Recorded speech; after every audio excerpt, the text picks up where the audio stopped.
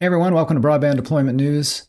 So the FCC last week announced that they would be re-implementing net neutrality rules under the Title II regulations or Communications Act that are part of the Communications Act. And there's really a pretty good chance that if that makes it to the Supreme Court, that would be overturned. So I will be right back and we'll go in depth into why that might be the case. Be right back.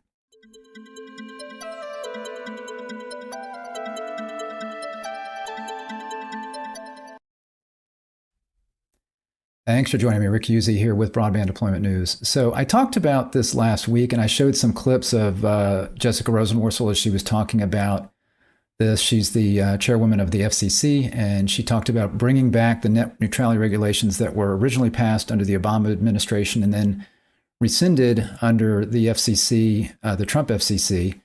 And now she wants to bring those back. And so I reported on that, made some commentary on that. I'm not a fan of regulations where I don't think we need them, and it's not been proven that we need additional regulations. I really prefer that broadband be something that we can get broadband out there, and then we can handle whatever problems come up with the existing regulatory infrastructure that we have, which would be the FCC and the FTC. And that's what happened under the Trump administration. Was they said the FCC will oversee this, and if we feel we need any enforcement on something, we will then go ahead and have the FTC enforce that. So that's been working basically. I mean, that's the way it's been. There were only a couple of years there where there were actually net neutrality regulations in place, but we have had a net neutral internet. We've not really had many issues, and when we have had issues come up, they've been addressed. But now the FCC wants to re-implement these regulations, and a couple of Obama administration people that were under the Obama administration, obviously, have come out and said they think if this happens, that it'll be a waste of time, a waste of money, and it will be basically taking the focus off of what the FCC should be doing, which would be all the other stuff that they want to do to make sure that broadband is deployed everywhere, that it's fairly deployed, that it's affordable, those kinds of things. So I wanted to take a look at what they say about it. I think they make some really good points, and I wanted to go through this and see what they have to say. So let's take a look at that. So it's basically, this is a paper, and I linked to this in the description. Title II net neutrality broadband rules would breach major questions doctrine. And I'll talk about what that major questions doctrine is. And again, you can see this is from two former Obama administration solicitors general. And some criticism has come out from this on the pro net neutrality regulation folks, saying that these guys were basically backed by the US Telecom and some others that are trying to keep the regulations out. And this is kind of just something to kind of put it in doubt right from the very beginning. But that may be the case. I didn't look into that, but that is, to me, is not so important, because that would be committing something called the genetic fallacy, which would mean that you look at where the information is coming from instead of the validity of the information. So it doesn't matter where information comes from. If it's valid, it doesn't matter. If the person's an idiot and they say something that's truthful, it's still truthful. Just because they're an idiot doesn't mean that it's not truthful. So if the information is good, it doesn't matter where it came from. So that's the way I'm approaching this. I don't know who backed this or why or what their motivation was. But if the information looks good, then that's really what matters. And I mentioned when I was talking about this the other day that people had said, including I think it was Commissioner Carr, said that the Supreme Court would overturn it. And I think he was referring to this, and I had not looked into this yet. And my thought was the Supreme Court, that was not a given, because I thought he and others were saying that the Supreme Court would overturn this because it was now a 5-3, or excuse me, is it 6-3? 6-3, I think. Is that right? As far as conservative versus liberal on the court, because Trump was able to get several Supreme Court justices on there. But I said at the time that the conservative judges that have been put on the court recently tend to rule more based on the Constitution and not their political agenda. So that doesn't always mean that they're going to agree with whatever a Republican says. If the Constitution doesn't say it or support it, they're going to go with the Constitution and not anything related to some agenda. So I said, well, that doesn't necessarily mean that the court is going to overturn this. But what I wasn't thinking about or realizing was that the case these guys are making is that the court has moved more in the direction of the Constitution, which would mean that they would likely overturn it, because this is giving power to an agency that has not been delegated by Congress and is not in the statute. So therefore, it would not be constitutional to allow an agency to have this kind of power. So that's kind of the case they're making. I wanted to talk through this, go through some of the paper and different parts and kind of explain it for you as I've looked through it. Not a lawyer, I'm not a lawyer, but as I look through it, it makes some sense. So just reading from the intro here, the FCC may soon be considering once again how broadband internet access service should be regulated. The goal of enacting core open internet principles so that all consumers can enjoy free and unimpeded access to lawful internet content of their choosing is laudable, and it is laudable. But then again, that's what we have today. Without regulations, we have that. The key question, however, is who gets to decide how much principles should be translated into law, or how such principles. As it has before, the Commission wants to take that responsibility for itself. Based on public reports and congressional testimony, the Commission is likely to propose treating broadband service as though it were a traditional common carrier service and subject it to the same regulatory regime under Title II of the Communications Act of 1934 that has historically governed basic telephone service. And that's exactly what Chairwoman Rosenworcel said when she made her statements last week. But that would be a wasted effort. Any attempt by the Commission to impose such broad regulatory requirements under current statutes would be struck down by the Supreme Court, and the contentious litigation leading to that inevitable result would waste countless resources for the government, industry, and the public while distracting all parties from more promising efforts, such as obtaining congressional action to resolve these important issues. The Commission should not go down that path. So the Supreme Court will surely consider the question whether to classify broadband as Title II telecommunications service subject to common carrier regulation to be a major question, that is, one involving a matter of major economic and political significance. As then, Judge Kavanaugh noted, the proposition is indisputable and any other conclusion would fail the straight-face test. And the court has made crystal clear that when a federal agency seeks to address a major question, the agency must have clear congressional authorization for the regulations it imposes. So that's kind of the core of it, and they go into more reasons for why they think that's the case. It says here that we recognize that the Commission determined in 2015 that it had the authority to reclassify broadband internet access services as Title II telecommunications services, and that the D.C. Circuit upheld that determination, and Chairwoman Rosenworcel mentioned that. The Commission, however, can take little solace from that ruling. The Supreme Court never got to consider the lawfulness of the Commission's 2015 decision, and the Commission rescinded that decision and abandoned the Title II approach to broadband regulation in 2018. The Supreme Court's commitment to the major questions, again, that doctrine, has intensified in the years since the D.C. Circuit ruled, as the court's recent decision in West Virginia versus EPA makes clear. Even at the time, it was clear to then Judge Kavanaugh that the panel's ruling upholding the Commission's classification decision was foreclosed by the major questions doctrine. There's every reason to think that the views he expressed then would command the agreement of a majority of the justices on the Supreme Court today. So basically saying even back then, Judge Kavanaugh was saying that this would fall under this major questions doctrine, and it would likely fail that test. Given that legal reality for the Commission is to move forward unilaterally to impose Title II regulations on broadband would be a serious mistake. So he says given that, or they say given that legal reality, to move forward would be a serious mistake. Moving ahead in this way would thus distract the Commission from its other priorities, ones fully within the scope of its congressional authority. Moreover, as a practical matter, the Commission's actions will prevent the parties from focusing on the real solution here, crafting legislation that will provide a clear and stable framework for broadband regulation. And a lot of people feel that really the way to move forward with this is not to try to shoehorn somehow this ancient 1936 telecom regulation, or to shoehorn net neutrality into that, but would be to go to Congress and have them come up with some regulations if people feel there's a need for that. So that is what they're saying there. To be sure, the wisdom and propriety of the Supreme Court's majority questions doctrine is a matter of debate. Some, including both of us, meaning the two authors here, believe that the court has gone too far in restricting federal agency authority to meet new and pressing challenges, but like it or not, a robust major questions doctrine is now a fact of regulatory life. So they feel like the court swung too far in the other direction, and the debate here is that should unelected bureaucrats and agencies be able to create laws and rules and regulations, because that's what the Congress is supposed to do. So that's kind of the debate here. So they're saying, it seems like it's swung too far in the other direction. There's not enough leeway for the agencies to be able to do some things. But they say it's the reality today. This is the way it is. So you got to deal with that reality.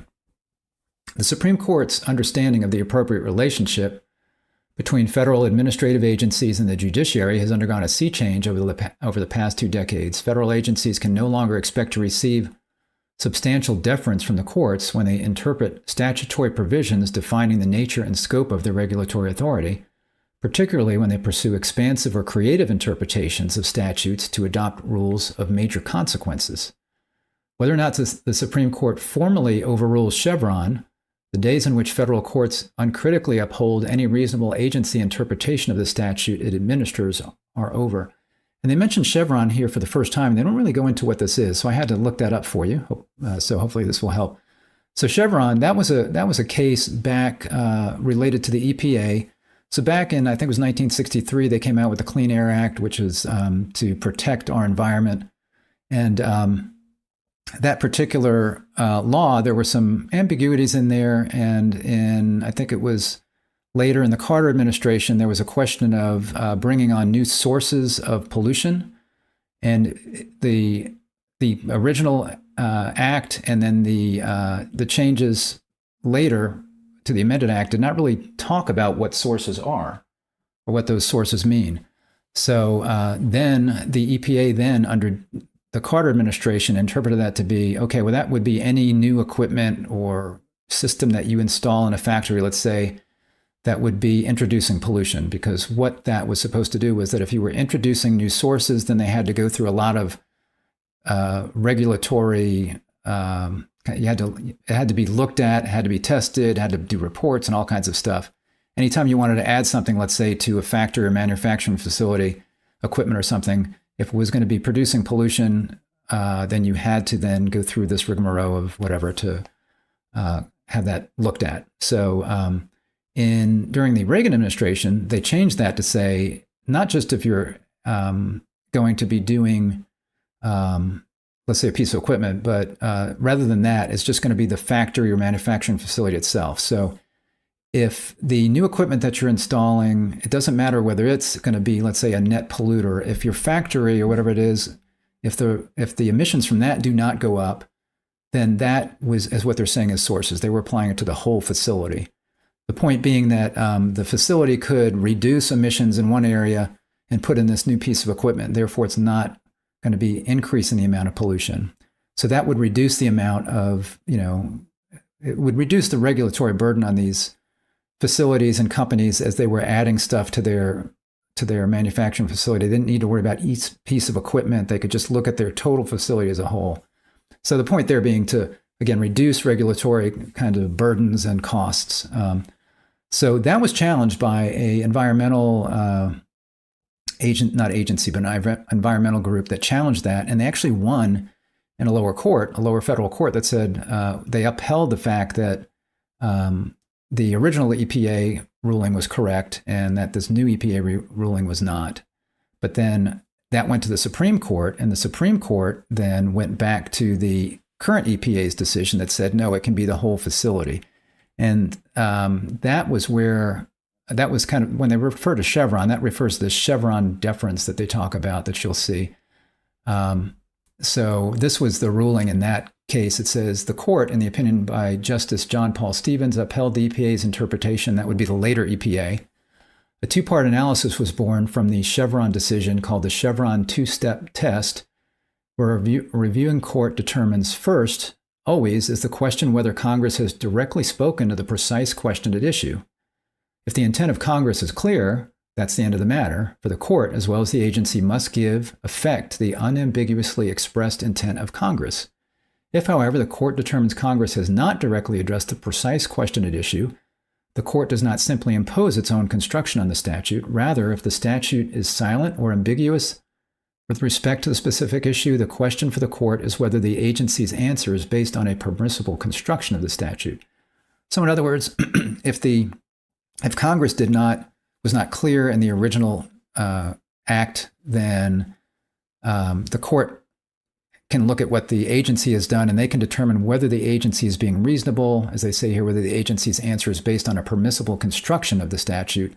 Can they look at the statute and say, okay, well, the agency is interpreting the statute in a reasonable fashion, and therefore they can go ahead and make this ruling. So that's basically what that's saying. So that's this Chevron two-step test, or this Chevron deference, basically. The court itself has not upheld an agency action on the basis of Chevron deference, as really deference, in almost a decade. When the court reviews federal agency action for conformity to law, it routinely decides for itself what the statute means, and the Supreme Court has not hesitated to invalidate agency actions that lower courts have upheld under Chevron when the court concludes that the agency's court of action cannot be reconciled with the most straightforward reading of the relevant statute. In systematic fashion, the court is reclaiming the primary authority to determine the meaning of the statutes that federal agencies implement. So, again, if you look at our three parts of government, the three areas of government, you've got, of course, the legislative branch, Congress, the House and Senate. You've got the executive branch, president, and the FCC is under the president. And you've got the Supreme Court, or the courts in general. The courts are supposed to interpret the laws.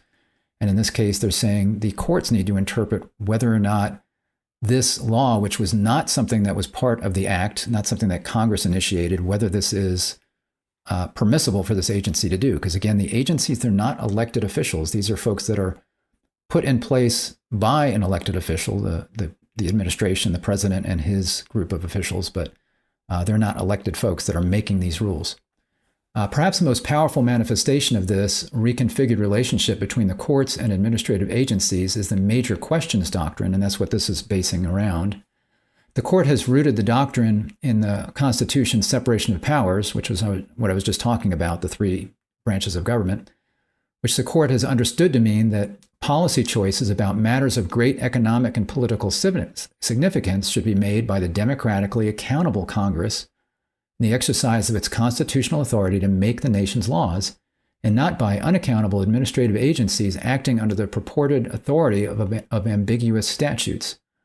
To implement that principle, the Supreme Court has made clear and emphatically reaffirmed this year that an administrative agency does not possess the authority to promulgate rules addressing matters of great economic and political significance unless Congress has provided clear congressional authorization for such rules. Importantly, the court has not said merely that it will decide for itself whether ambiguous statutory text is best read as giving the agency the authority to resolve the major question in the manner that the agency has. The court has gone a good deal further. If the statute invoked by the agency lacks a clear congressional authorization for agency action on a major question, then the agency lacks the authority to act at all. Put simply, if the statute is not unambiguous, a reviewing court must invalidate the agency policy. In other words, the Chevron deference, where the court would look at it and say, okay, well, it looks like the agency is reading this in a reasonable way and they can do this. Well, they're saying if it's a major decision,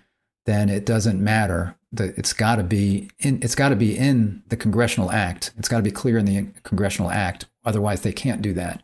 So that is a direction that the court's been moving. Again, it is a conservative direction of looking at a strict constructionist kind of view of this, where you've got the Constitution and what it says, and it gives certain branches of government certain powers. The federal government has very limited powers other than what it's given to by the Constitution. And then congressionally, as laws are made, the Congress can make those laws that can allow the federal government to do additional things. But if the Congress has not given the executive branch that authority, then they're not supposed to be able to do that. So I'm going to scroll down a little bit just to a couple of conclusions here, a couple of things I mentioned. So again, I've linked to this in the description. You can read through this whole thing if you'd like. Hopefully this is helping you, this little quick summary. Classification of broadband as Title II service subject to utility-style regulation implicates a major question. So we just talked about this major questions doctrine, where the courts are saying, if it's a major question, then Mr. Agency or Ms. Agency Head, you cannot unilaterally decide to do this. It's something you can't do. So it says here, there's no doubt that under current law, the decision whether to reclassify broadband as a telecom service is a decision of great economic and political significance, and thus presents a major question. Indeed, when faced with this precise issue, then Judge Kavanaugh called it indisputable that reclassification under Title II presented a major question, and he asserted that any other conclusion would fail the straight-face test. Then scroll down a little further. And then it mentions here, the Commission lacks clear statutory authority to reclassify broadband as Title II. The Commission lacks authority to resolve this major question because it cannot point to any clear statutory authority granting it the power to classify broadband internet access as a service as a Title II telecommunications service. That is unsurprising. The Congress that passed the Communications Act in 1934 obviously could not have envisioned the internet as we have it today, and thus that act surely did not provide the necessary clear authorization, nor did the Telecommunications Act of 1996 do the trick. That act was passed against the background of a regulatory history that distinguished between basic services and enhanced services, a distinction that roughly mirrors the current statutory distinction between telecommunications services and information services. Enhanced services included the kind of services that are now made available by broadband internet access service providers. The 1996 Act also specifically defined interactive computer services to include any information service, including specifically a service that provides access to the internet. That definition would suggest that Congress contemplated that a service that provides access to the internet would be governed under a new and distinct regulatory scheme for information service providers, not under the decades-old common carrier regime that governed traditional telephone service. So they give a couple of reasons there. One, the original act was 1936, old Telephone Service Act, Communications Act. They updated in 1996 to take into account some of the things with broadband, but when they did that, they kept them separate. They had telecom services and information services. So they're saying here that you can't really implement the regulations under Title II, which were from 1936, for broadband service. So to me, it sounds like they have a really good point. Again, doesn't matter where or who, if somebody funded this for them. It doesn't matter if these guys are diehard Republicans who happen to work in the Obama administration, or now they've kind of sold out and they're doing this. They're writing this for U.S. Telecom. I have no idea. It doesn't matter. But if the information is true or correct, or if they're making a good argument, it doesn't matter where it came from. Again, that would be a genetic fallacy to throw it out just based on that. So we're not going to do that. And I think they have a really good point, especially given the way that the courts have been ruling recently. Again, this is a conservative court. That does not mean that they're going to rule, that they're always going to rule in favor of anything Republican, because Donald Trump is the one who put them on the court. Again, being conservative, they have a very strict view of what is constitutional. So sometimes that works against Republicans. Republicans can, they can put something forward and they will get struck down if it's not something that is that the court feels is constitutional. So because of that, I was thinking originally, well, they probably wouldn't overturn this just because it was a Trump court. But I didn't think about the fact that really what we're talking about here is expanding the nature of what these agencies can do. In this case, that's what the FCC is trying to do. They're trying to say we can do this on our own. And the courts really today would believe, no, you can't. And in fact, this is a major question. And because this is a major question, you can't even try to interpret whether this is something that was in the original statute. This needs to go back to Congress. So I think that would be the next step. If this does get put through, I would anticipate that there will be challenges that will send it up to the Supreme Court. Now, the Supreme Court doesn't need to take the case. That's another thing. If the Supreme Court looks at it and goes, you know what, we just don't want to mess with this right now. They don't have to take the case. They don't have to take it now. They could take it later if it came up again. They don't have to. But if they did, most likely it would be overturned. And then the next step after that would be going to Congress and trying to convince Congress that you need net neutrality rules. And you're probably not going to, depending on the makeup of Congress, that may not have enough votes. Because, again, you've got Republicans in control of the House, not by much, but they're in control of the House. So that may not happen. But, I think what these two guys are saying, again, not sure who's backing this, but what they're saying is you're wasting your time and you really should be focusing on doing what the FCC can do now, which is under their authority. And if you want net neutrality rules or regulations, go to Congress and get them, because then you can define specifically what you want. It can be exactly the way it's supposed to be. And you don't need to try to figure out everything, all of the stuff in Title II, and try to figure out how it fits. And then those who are opposed to it don't need to worry about regulation creep. Okay, well, you got all this stuff in Title II that they say they're not going to apply, but what about if they come back later and say they need to do this and need to do that? So that's the concern there. So go ahead and get, if you feel you need the regulations, go to Congress and get those done. My hope is that everybody looks at it and goes, you know what? Everything's working fine. We don't have problems. And then if something comes up, see what happens. If it comes up and the FCC and the FTC get together and they go, you know what? You can't be doing this paid prioritization. This is not net neutral. Okay, what you are trying to accomplish is not net neutral. You can't do that. Then they can fine them. They can make them stop. And if that doesn't work, then go to Congress, get some rules. That would be the way I would do it. So thanks for joining me today, and I appreciate it. If you are not subscribed to our channel, go ahead and click the subscribe button and click the bell to be notified. If you learned something today and you found it interesting, if you would give me a like on the video, I'd appreciate that. Thanks for joining me. I will see you next time. Bye-bye.